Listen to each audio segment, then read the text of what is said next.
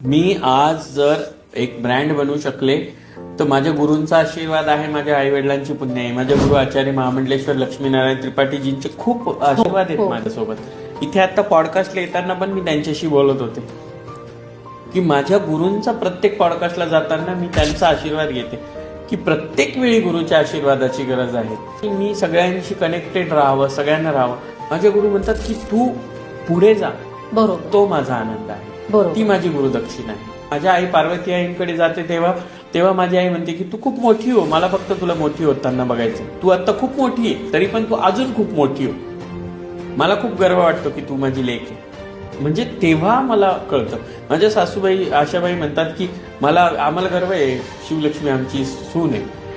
लोक म्हणतात आईसाहेब आईसाहेब आईसाहेब, पण लोक आम्हाला म्हणतात आईसाहेब तुमची सून आहे.